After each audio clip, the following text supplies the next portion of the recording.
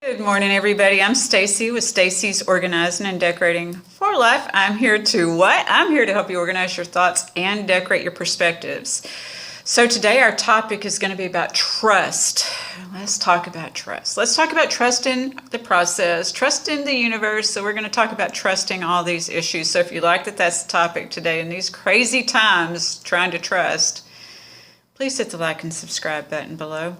But before we get started, I want to thank you all who come to this channel or watch these videos on a weekly basis, or listen to the videos even. I hear some listen to them on the car on the way here and there. So I appreciate you and thank you so much for how you support this channel, just by watching and getting fed that way, or liking, subscribing, sharing, or, contributing to this channel.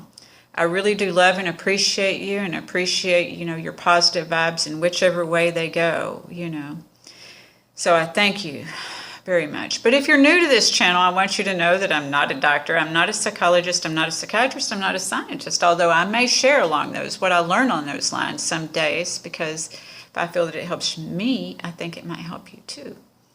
What I am is a life coach, though, and I have a webpage called stacyforlife.com. On this webpage, there's a description of the services that I provide as a life coach dealing with addiction, codependency, and grief. And I say that today because I know that those things rock our cores and cause us to trust or not to trust. So we're going to get further into that. But really underneath all of that is, there's a desire. I don't deal with people exclusively with those issues, although, that's quite common.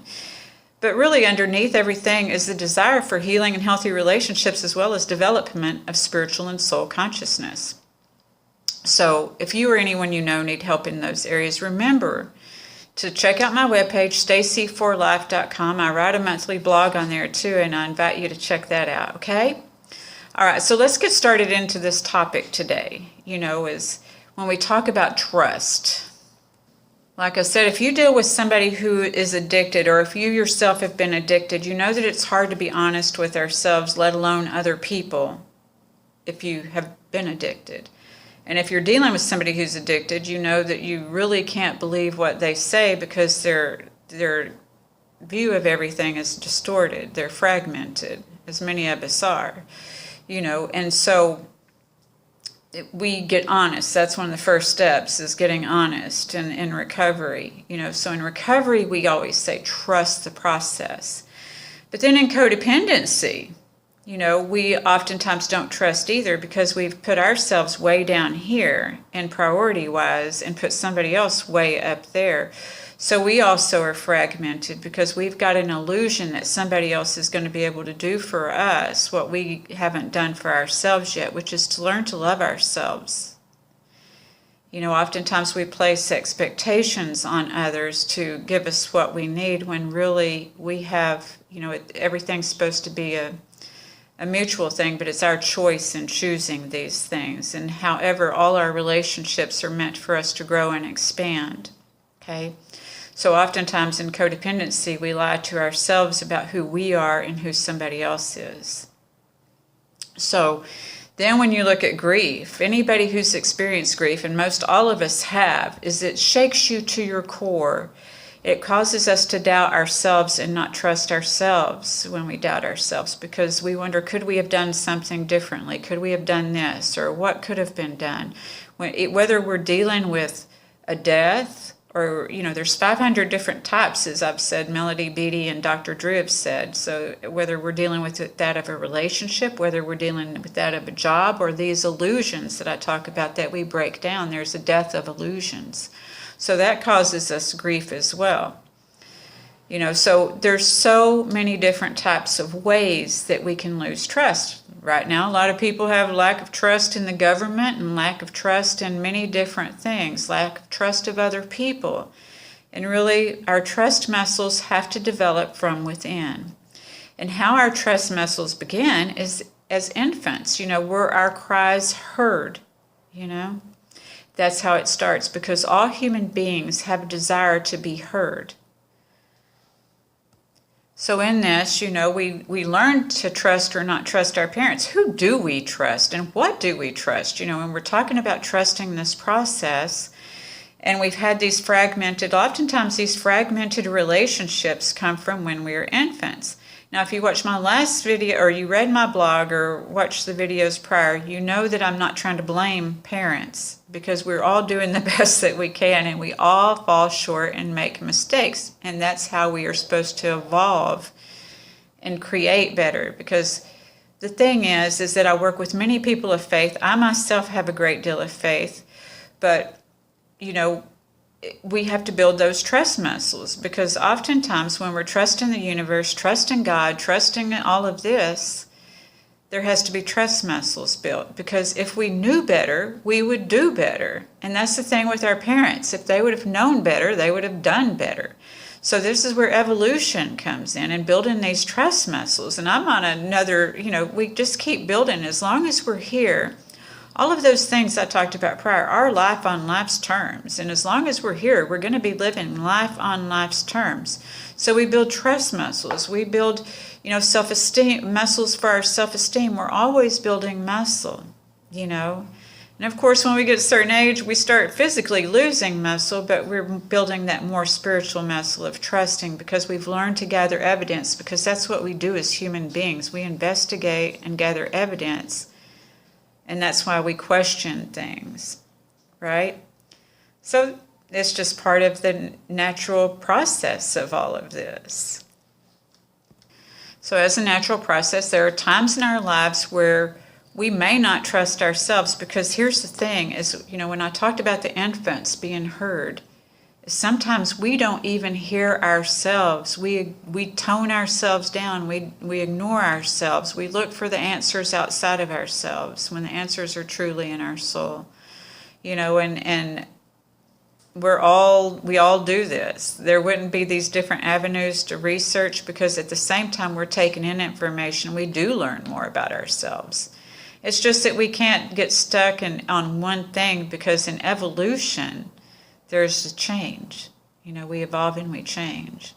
Thankfully, because addicts can get clean, codependents can develop boundaries, and people with grief, I'm not going to say they heal completely, because that's not my experience, but it is a transformation and a process, and there is expansion when we start working on the healing process of all of those things. Even in addiction, you're not healed. There's never a place that I can get to. It would be a lie and not trustworthy to tell myself, if I trusted the lie and used, then that would be that, So in codependency, if I put all my faith in another person rather than in a higher power, then that would set me up for failure too. So I learned through my processes of developing those trust muscles. You learn through your processes, whatever your obstacles have been and challenges have been in this life, you have learned to develop these trust muscles. And we continue to develop the trust muscles. This is why I say, then we come into the higher power and faith, whoever you perceive that to be, and that's expansive, because I can tell you, when I started with my journey with addiction 24 years ago, my higher power has expanded and changed through all these years, that I've managed to stay clean through life on life's terms, that I've managed to grow and expand relationships that I thought that I would never have, and that there's more to come that I, have never seen before, because I know that life is evolving and expansive, and that if I can think about it, I can bring about it. So what are we thinking?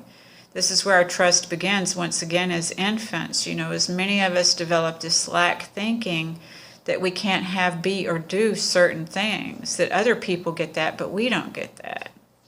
See, this is when we don't trust ourselves. So it's very important that we learn to trust ourselves. But as I said, there's a development of a higher power. So it's being open to that. Because in recovery, as I said, the first step is getting honest. The second step is being open-minded.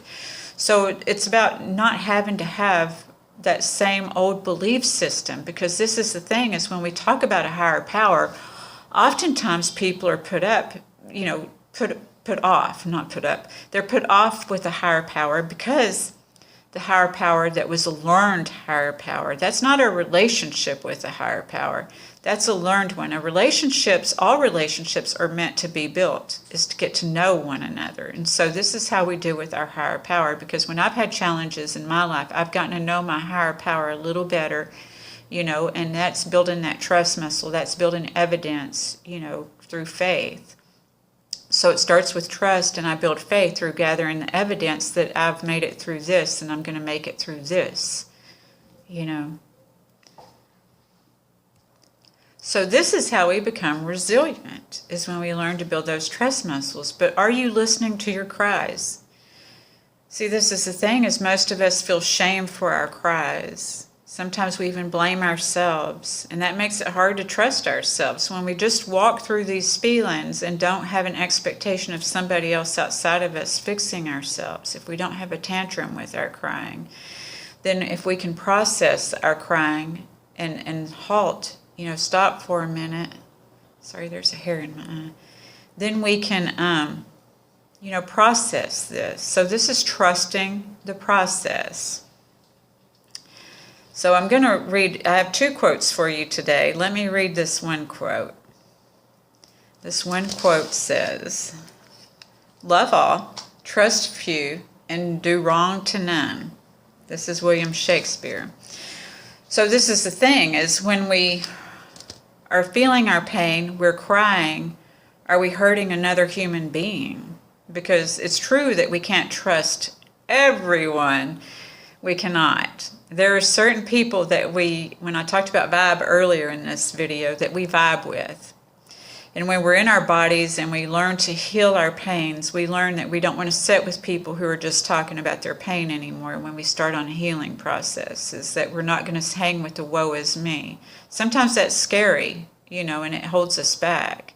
That would be more into the codependency part, is when we're afraid to evolve because of somebody else. So that might be something we look at. I know I've been there, obviously, or I wouldn't be working with codependents if I didn't have that experience myself. So, it's looking at these things rather than harming anyone. But that's oftentimes what people like to do, see, because even bullies think that they're victims at some time, and that's how this develops. So we can't make the world a better place by harming people. So when we look at the process and trust the process of our healing and go within and see where these feelings come from when we were an infant, if we were hurt or not, and we clear up that victim mentality. Because, like I said, if we knew better, we would do better. And if our parents knew better, they would have done better. We are in a time of evolution because of social media. We get to choose which way we're going to go with these algorithms. We get to choose a healing algorithm, or we get to choose one that's going to feed the pain, that's going to feed our shadow side. Because all of us like to look, or I say all of us, but maybe I don't know, but there are, we like to see the shadow side of us, things that are going on. That's why we'll look at the darkness and explore that a little bit, because there is a shadow side, and we don't understand that side. We also don't understand our good side, obviously, or we would trust ourselves more. So it's being able to find harmony through this life on life's terms, developing that resilience, because we'll be in harmony for a while, and then there'll be an obstacle or a challenge, and then we get to build that muscle again. And we just learn to trust that and not judge that, and not judge ourselves, and not judge others. Therefore, we're not going to harm anyone, right? So if we're not causing harm, we feel safe. So when we feel heard, we feel safe, right? This is why the 12-step group meetings all over the world for many different, many different things. I don't even know how many things there are that have branched off of these 12 steps. But it's a healing process, and that's why it has been so successful all over the world, developed over 80 years ago, with nobody running the show. Nobody's in charge. There's no power plays of egos or anything else. We just learn some different principles through these programs, and how to trust, and how to, it's a safe place where we can feel heard. We set up just guidelines as a whole, as a community, as humanity as a whole. There are these guidelines that we follow so we can feel safe. It would be great if the whole world had these guidelines, but we don't. So not everybody has these issues, though. Hence, that's why I'm a life coach, because, if you want to heal, you don't have to be in a 12-step program, but we can all use healing in this world, because I believe that's what we were put here to do, is to grow and learn. And we have to heal to do that, because if we're not crying, we're not going to grow, because we're going to think we have arrived, right? So it's important for us to feel safe, and it's important for us to feel heard, to learn to trust. Now, like I said, we must listen to ourselves, because if we're not feeling heard, we probably aren't feeling safe, because they go hand in hand. This is, like I said, the development as an infant, because a lot of times we grow up into scared adults because we didn't feel safe as infants. And we can't intellectualize that stuff, just like I said, our faith. We have to grow those trust muscles. So learning to trust ourselves, and sometimes that involves a leap of faith. We don't know where we're going, we don't know what we're doing, but to do something different, we have to do something we've never done, and to have a different result. So sometimes it starts with steps. Sometimes it starts with realizations, but it always starts with tears, right? So our cries need to be heard. And then we need to put forth action if anything's going to change, because many of us have cried over and over again, but crying just isn't doing the healing part. Then we have to put action forth. We have to find those safe people. We can't keep crying to the people who harmed us or to this and expect things to change, because that is the insanity of everything. But once we find some safe people, we find a safe outlet, we learn to trust, So we can learn to heal and deal, or we can go into default. Default is, like I said, the prior, doing the same thing over and over. That's the default, thinking things always got to be this way, and that this is the way that it is, and all of this, and to be in that shadow side, to stay stuck there in the shadow side.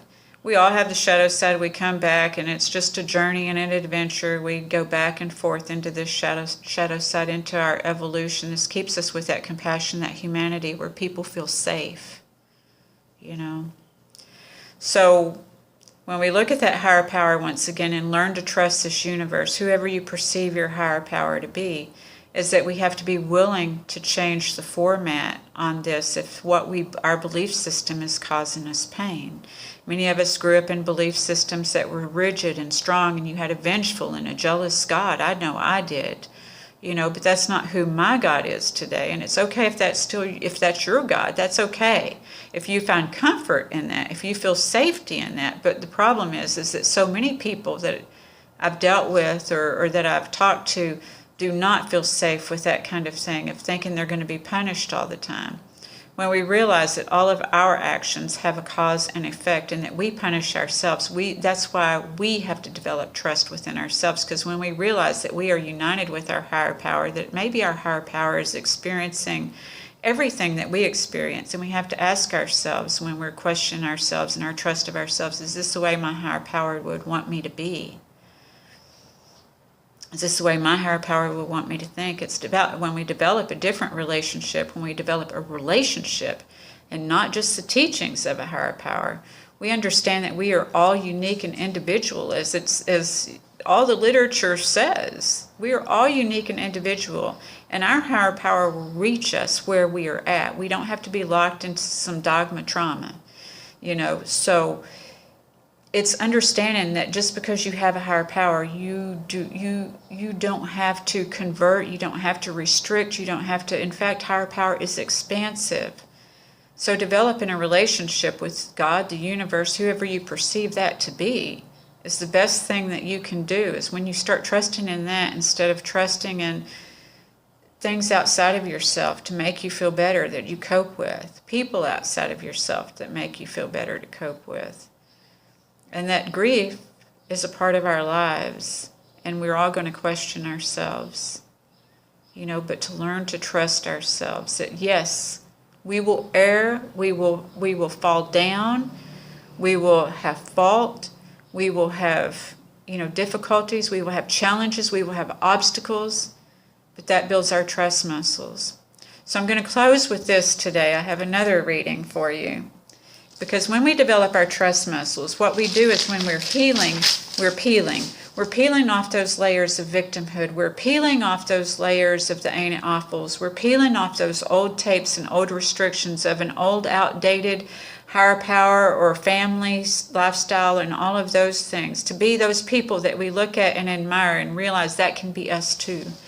So it all starts with this. Remember, I said where our trust muscles started to develop. It's up to us as adults to continue to develop those trust muscles, because that's what evolution is about.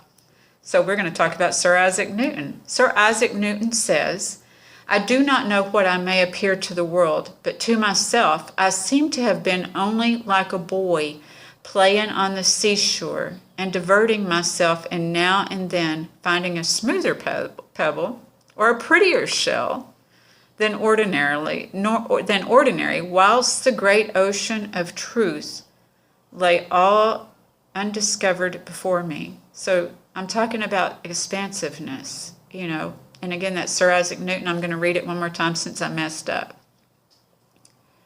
"I do not know what I may appear to the world,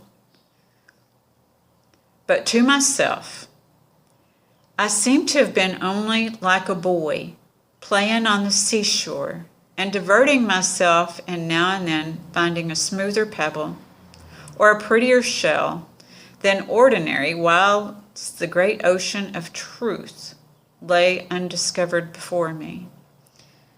See, so we can just look at a shell, or we can look at the expansive. And maybe living by the sea, I'm always putting my feet in the water and thinking of myself as a conductor once my feet are in the water, and the sun shining on my face, and the sea air's blowing through me, and that I'm standing on the earth, sand, that I'm grounded.